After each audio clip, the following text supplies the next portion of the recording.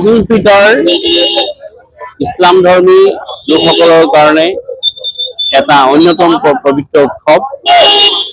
এই উৎসৱৰ লগত ৰোজাৰ সম্পৰ্ক আছে।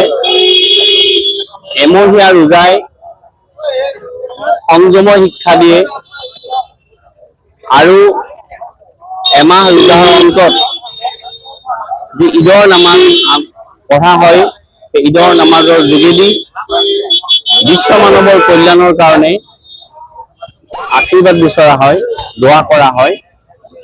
এই ঈদে সকলো শ্ৰেণীৰ মাজত ভাতৃত্বৰ বান্ধোন দৃঢ় কৰে।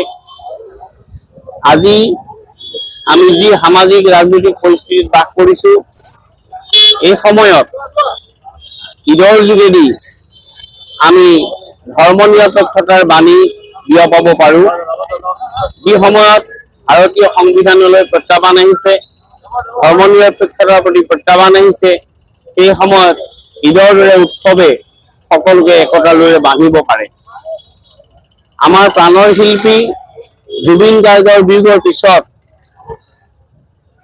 আজি গোটেই জাতিটো বেদনাত আক্ৰান্ত হৈ আছে আৰু জুবিন গাৰ্গৰ ন্যায় আজি এই ঈদ উল ফিতৰৰ পবিত্ৰ অনুষ্ঠানৰ মঞ্চৰ পৰা আমি বিচাৰিছো। জুবিন কোনো এটা নিৰ্দিষ্ট ধৰ্ম বা বৰ্ণক প্ৰতিনিধিত্ব কৰা নাই। জুবিন বিশ্ব মানৱৰ প্ৰতীক, জুবিন সংহতিৰ প্ৰতীক, জুবিন ন্যায়ৰ প্ৰতীক। আমি আশা কৰিম এই ঈদ উল ফিতৰে আমাৰ মাজত থকা অসহায় অপ্ৰীতিবিলাক আৰু অশুভ শক্তিৰ বিৰুদ্ধে যুঁজ দিয়াৰ কাৰণেও আমাক নিশ্চয় সংকল্পবদ্ধ কৰিব।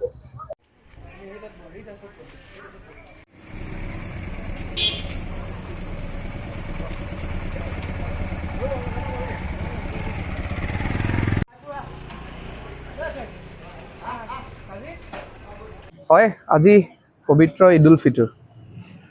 সমগ্ৰ বিশ্বৰ লগতে অসমবাসী, শিৱসাগৰবাসীয়েও আজি ঈদ পালন কৰে। যিহেতু জুবিন গাৰ্গবিহীন প্ৰথমটো ঈদ, সকলো ক'ৰবাত ন ক'ৰবাত চাগে অকণমান দুখো আছে কাৰোবাৰ ক'ৰবাত।